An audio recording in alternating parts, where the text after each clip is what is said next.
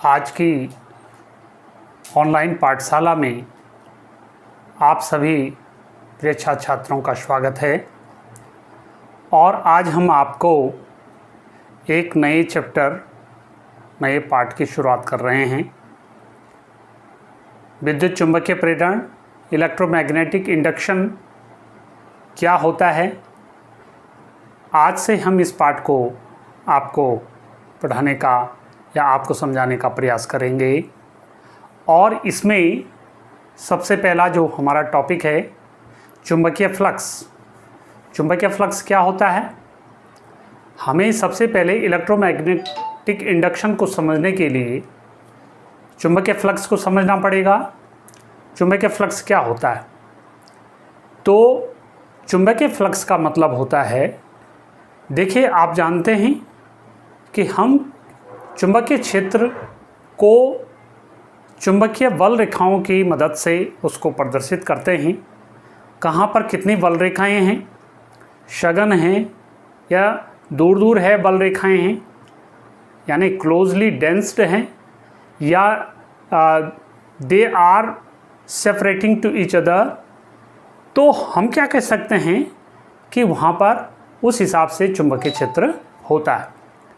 लेकिन देखिए चुंबकीय क्षेत्र का जो फ्लक्स होता है उसको हम गणितीय आधार पे कैसे समझते हैं, उसको समझने के लिए ये दो कोई तल हैं, कोई दो प्लेन हैं, और इसमें देखिए क्षेत्रफल वेक्टर की दिशा भी ऊपर की दिशा में है और चुंबकीय क्षेत्र की जो बल रेखाएं उनकी दिशा भी ऊपर की दिशा में है। चुंबकीय क्षेत्र की दिशा भी ऊपर की दिशा में है।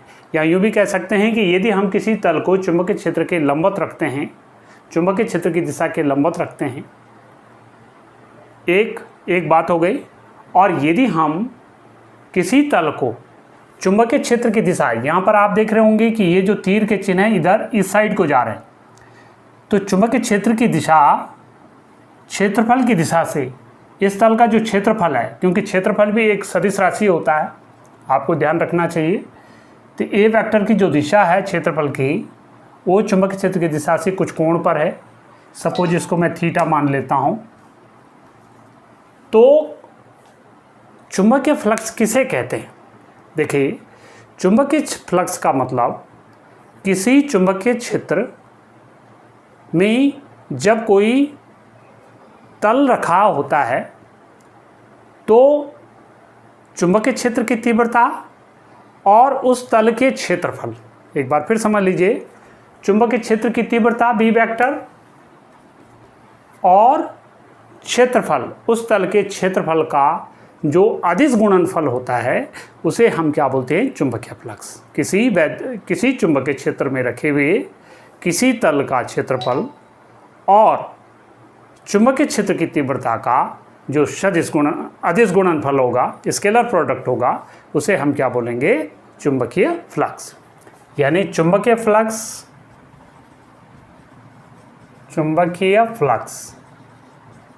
इसको बेटा हम फाई बी, जैसे आपने वैद्युत फ्लक्स के बारे में पढ़ा तो फाई ई, तो phi V is equal to B vector dot A vector, ये हो जाएगा।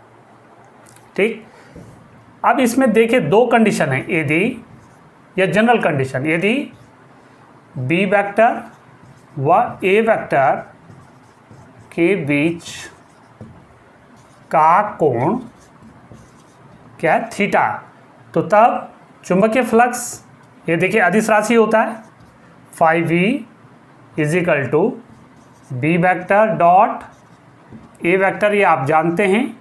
और जब आप सदिशों का अदिश गुणनफल समझे होंगे तो उस समय आपको ध्यान होगा B vector dot A vector is equal to B A cos theta, यानी फाई वी बराबर बी ए कॉस थीटा। ठीक है, अब इसमें देखिए दो स्पेशल कंडीशन आएंगी कि यदि बी वेक्टर व ए वेक्टर एक दूसरे के समांतर है, या यूँ भी कह सकते हैं तल को क्षेत्र से लंबवत रखा हुआ। यहाँ पर देखिए समझने वाली बात है, एक समांतर लिख दिया मैंने। देखिए ए वेक्टर की दिशा भी ऊपर की दिशा में, बी वेक्टर की दिशा भी ऊपर की दिशा में, दोनों पैरेलल हो गए तो समांतर हो गए। ठीक हो गया।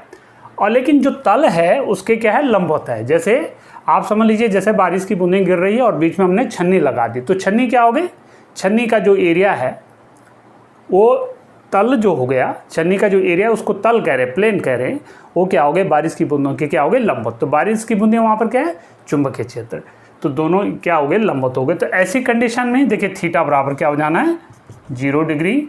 तो ऐसी कंडीशन में चुंबकीय फ्लक्स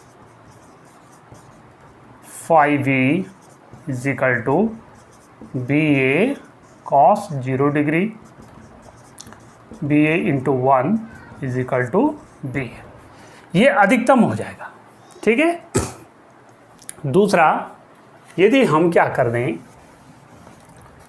यदि सेकंड कंडीशन, यदि बी वेक्टर व ए वेक्टर के बीच का कोण 90 डिग्री है। अब इसको कैसे समझ लें, देखिए जैसे मेरे हाथ है और यहाँ से बारिश की बूंदें, तो ये क्या हो गया, लंबवत। लेकिन मैं अगर इसको क्या कर दूँ, देखिए क्योंकि यहाँ पर चुंबकीय क्षेत्र की दिशा भी ये हो गई, बारिश की बूंदें भी नीचे की तरफ हो गई, लेकिन मैं इसको क्या कर दूँ, ऐसे कर दूँ, तो अब जो क्षेत्रफल की दिशा होगी कैसे होगी, इधर की साइड को हो जाएगी। ठीक हो गया। लेकिन बारिश की बूंदें अपनी जगह गिर रहे, तो दोनों क्या हो गए, परपेंडिकुलर हो गए। तो यानी theta is equal to 90 degree. तो ऐसी कंडीशन में चुंबकीय फ्लक्स φv बराबर क्या हो जाएगा, BA cos 90 डिग्री, यानी BA cos 90 की वैल्यू 0 होती है और चुंबकीय फ्लक्स क्या हो जाएगा, ऐसी दिशा में 0 हो जाएगा। ठीक है। यानी चुंबकीय फ्लक्स क्या हो जाएगा, ऐसी कंडीशन में न्यूनतम हो जाएगा। ठीक है बेटा। तो ऐसे आपने इसको समझना। अच्छा, एक चीज़ और क्या आती है कि भाई चुंबकीय फ्लक्स कब ऋणात्मक होगा, कब धनात्मक होगा, थोड़ा इसको भी समझ लेते हैं। देखिए फ्लक्स या चुंबकीय फ्लक्स धनात्मक, देखिए पॉजिटिव कब होगा, देखिए जब चुंबकीय क्षेत्र की दिशा और क्षेत्रफल की दिशा, यानी तल का जो क्षेत्रफल है, उन दोनों की दिशा कैसे हो, एक ही दिशा में हो। उनकी दिशा क्या हो, एक ही दिशा में हो, या यूं भी कह सकते हैं उनके बीच का जो कोण हो 90 डिग्री से छोटा हो, यानी न्यून कोण हो। ऐसी दशा में जो फ्लक्स होता है धनात्मक होता है। यदि बी वेक्टर व ए वेक्टर के बीच का कोण न्यून कोण है, तो φv क्या होता है बेटा, ऐसी कंडीशन में पॉजिटिव। क्यों होता पॉजिटिव, देखिए cos थीटा की जो वैल्यू होती है 0 से लेकर के 90 डिग्री से के बीच में, 0 से लेकर और 90 डिग्री से कम तक जो cos थीटा की वैल्यू होती है, मतलब एक मैक्सिमम 1 होती है, लेकिन धनात्मक वैल्यू होती है, कहने का मतलब ये है। ठीक है। कहीं पर 1 होती है, कहीं पर नहीं, 0 पे 1 हो जाएगी, फिर 1/2 भी होती है, √3/2 भी होती है, ऐसे ऐसे करके जो है, तो कहने का मतलब पॉजिटिव होती है। ठीक है, न्यून कोण पे। दूसरा, चुंबकीय फ्लक्स ऋणात्मक। चुंबकीय फ्लक्स ऋणात्मक कब होगा, इसको भी समझ लेते हैं। यदि बी वेक्टर व ए वेक्टर के बीच का कोण क्या होता है, 180 डिग्री होता है। ठीक है। 180 डिग्री पर जो इसकी वैल्यू होगी वो ऋणात्मक हो जाएगी। यानी यूँ भी कह सकते हैं कि जब ए वेक्टर और बी वेक्टर की दिशा क्या होती है, भिन्न होती है, तो ऐसी कंडीशन में क्या होता है, हमारा चुंबकीय फ्लक्स क्या होता है, φv is equal to negative होता है। ठीक है।